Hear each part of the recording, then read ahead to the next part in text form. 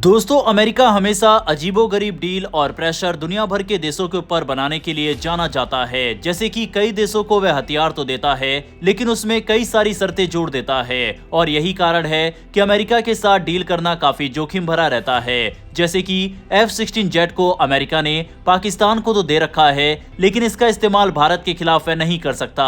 इस पर अमेरिका ने रोक लगा रखी है। हालांकि उसने इसके बावजूद इस्तेमाल किया था, वह अलग बात है। लेकिन हैरानी की बात यह है कि अब इसी तरह की डील भारत ने अमेरिका के साथ साइन की है, जहां पर भारत अमेरिका से हथियार तो खरीद रहा है, लेकिन उसका इस्तेमाल भारत पाकिस्तान के खिलाफ या फिर किसी भी युद्ध में नहीं कर सकता।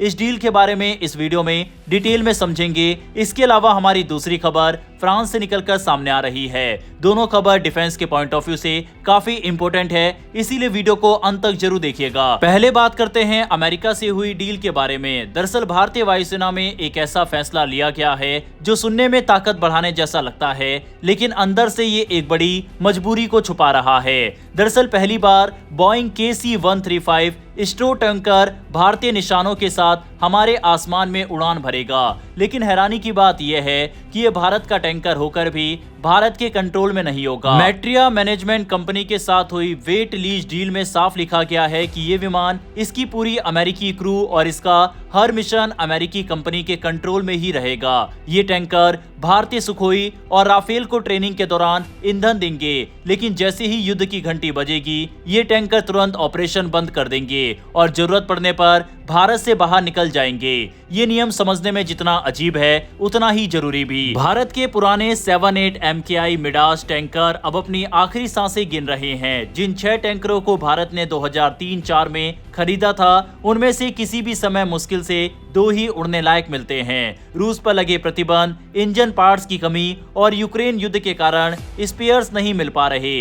टैंकरों की उपलब्धता 35 से 45% तक गिर चुकी है। नतीजा यह है कि लंबी दूरी के मिशन प्लान करना अब वायुसेना के लिए सरदर्द बन चुका है। जहां पहले एक स्ट्राइक पैकेज के साथ 2-3 टैंकर जाते थे, अब मिशन को छोटा करना पड़ रहा है। बीच में लैंडिंग कर ईंधन भरना पड़ता है या कई बार मिशन रद्द करना पड़ता है। सबसे ज्यादा नुकसान सुखोई 30 MKI जैसे विमानों को हो रहा है, जिन्हें कई बार हवा में ईंधन लेकर बहुत भीतर तक वार करने के लिए डिजाइन किया गया था, लेकिन टैंकरों की कमी ने इनकी पूरी क्षमता को जकड़ दिया है। ऐसे समय में मैट्रियो मैनेजमेंट का ऑफर भारत के लिए एक सांस लेने जैसा था। कंपनी के पास अपग्रेडेड KC-135R टैंकरों का बेड़ा है, जिनमें ग्लास कॉकपिट, शक्तिशाली CFM56 इंजन और आधुनिक रिफ्यूलिंग सिस्टम लगे हैं। भारत के लिए इन्हें खरीदना आसान नहीं था। अमेरिका से सैन्य प्लेटफॉर्म खरीदने में कांग्रेस की मंजूरी, ऑफसेट बातचीत और लंबा इंतजार शामिल होता है, लेकिन वेट लीज एक सिविल कॉन्ट्रैक्ट है, इसीलिए कोई राजनीतिक रुकावट नहीं।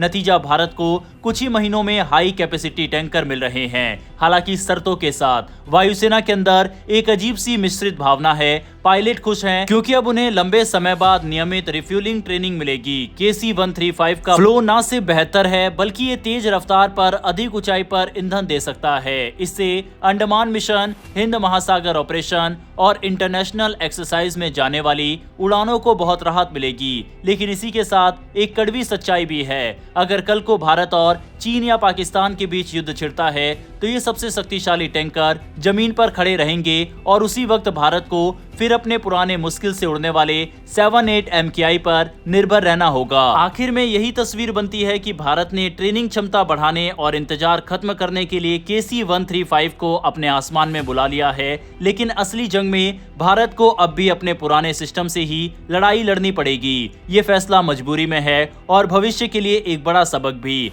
भारत को स्थायी टैंकर समाधान की जरूरत अब पहले से ज्यादा है। इस डील पर अपनी राय कमेंट बॉक्स में लिखकर बताइएगा। बढ़ते हैं हमारी अगली खबर की तरफ, जो कि फ्रांस की तरफ से सामने आई है। दरअसल फ्रांस की मशहूर एरोस्पेस कंपनी साफ्रान ने एक बार फिर साफ कर दिया है कि अगर भारतीय वायुसेना आने वाले समय में और ज्यादा राफेल लड़ाकू विमान खरीदती है, तो कंपनी भारत में ही राफेल के इंजन की पूरी फाइनल असेंबली लाइन लगाने के लिए तैयार है। जी हाँ, इसका मतलब है कि भविष्य में राफेल का दिल यानी उसका शक्तिशाली M88 इंजन भारतीय धरती पर बनेगा। ये प्रस्ताव दुनिया की किसी भी बड़ी डिफेंस कंपनी द्वारा भारत को दिया गया सबसे बड़ा इंडस्ट्रियल ऑफर माना जा रहा है। साफरान का ये कदम इस बात का संकेत है कि आज भारत सिर्फ एक बड़ा बाजार नहीं बल्कि ग्लोबल एरोस्पेस इंडस्ट्री का उभरता हुआ केंद्र बन चुका है। भारतीय वायुसेना अभी अपने फाइटर जेट बेड़े को कई लेयर्स में मजबूत करने की प्लानिंग कर रही है। राफेल पहले ही अपने ऑपरेशन और परफॉर्मेंस के दम पर खुद को साबित कर चुका है। अब अगर IAF की तरफ से 26 से लेकर 114 राफेल तक की नई खरीद होती है तो साफरान भारत में इंजन असेंबली और टेस्टिंग सुविधा स्थापित करने को तैयार है। ये वही M88 टर्बोफैन इंजन है जो IAF के राफेल के साथ साथ इंडियन नेवी को ऑफर किए गए राफेल M को भी शक्ति देता है। अगर ये इंजन भारत में बनने लगते हैं तो भारत की एरोस्पेस तकनीक एकदम नए स्तर पर पहुंच जाएगी। ये कदम भारत सरकार के आत्मनिर्भर भारत और मेक इन इंडिया जैसे बड़े मिशनों के साथ मजबूती से जुड़ता है, खासकर इसलिए क्योंकि जेट इंजन जैसी हाईटेक तकनीक दुनिया के कुछ ही देशों के पास है और अब भारत भी उस क्लब का हिस्सा बनने की ओर बढ़ रहा है। इंजन लोकलाइज होने से IAF के लिए स्पेयर पार्ट्स, सपोर्ट, रिपेयर और ओवरहॉल सभी काफी तेज और सस्ते हो जाएंगे। सबसे बड़ी बात, देश की डिपेंडेंस विदेशी सप्लाई चेन पर कम होगी। इसी बीच साफरान ने हाल ही में हैदराबाद में एक बड़ी MRO यानी मेंटेनेंस, रिपेयर एंड ओवरहॉल सुविधा भी शुरू की है, जो दुनिया में सबसे तेज बढ़ते हुए भारत के सिविल एविएशन सेक्टर और कई ग्लोबल कस्टमर्स की जरूरतें पूरी करेगा। ये नई सुविधा लीप इंजनों का मेंटेनेंस करेगी जिन्हें एयरबस A320 नियो और बोइंग 737 मैक्स जैसे बड़े पैसेंजर जेट इस्तेमाल करते हैं। इस निवेश से साफरान का संदेश साफ है, कंपनी भारत में लंबे समय के लिए भारी निवेश करने की योजना बना रही है।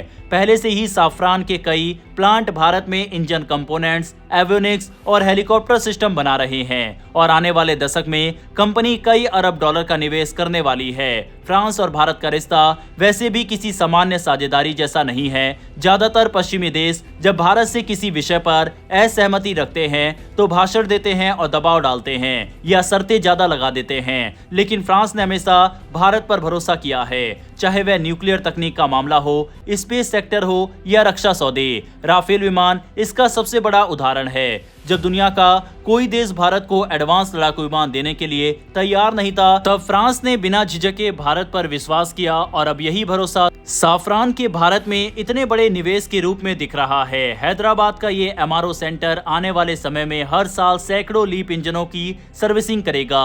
ये इंजन आज दुनिया भर की एयरलाइनों की रीढ़ है और आने वाले समय में एयरलाइन कंपनियां सर्विसिंग के लिए भारत का रुख करेंगी। इसका मतलब भारत न सिर्फ अपना पैसा बचाएगा बल्कि दूसरे देशों से भी राजस्व कमाएगा।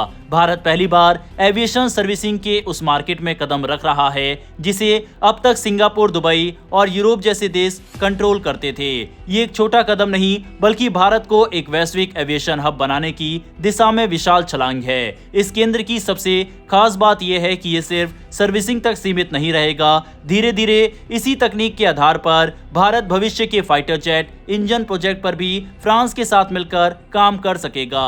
अगर भारत राफेल का बड़ा ऑर्डर फाइनल कर देता है और M88 इंजन की असेंबली लाइन यहां लग जाती है तो ये भारत के इतिहास का सबसे एडवांस एरोस्पेस मैन्युफैक्चरिंग प्रोजेक्ट होगा। इससे भारत की क्षमता बढ़ेगी कि वो न सिर्फ अपने फाइटर जेट्स खुद बनाए बल्कि उन्हें पूरी लाइफ साइकिल में मेंटेन भी कर सके, वो भी बिना किसी विदेशी निर्भरता के। बहरहाल दोस्तों, इस वीडियो में इतना ही। इन दोनों खबरों पर अपनी राय कमेंट बॉक्स में लिखकर बताइएगा। डिफेंस से जुड़ी ऐसी डेली वीडियोस के लिए नीचे दिए गए सब्सक्राइब बटन को प्रेस कर बेल आइकन को जरूर दबा लें। फिर मिलेंगे ऐसी एक नई वीडियो के साथ। धन्यवाद। जय हिंद, जय भारत।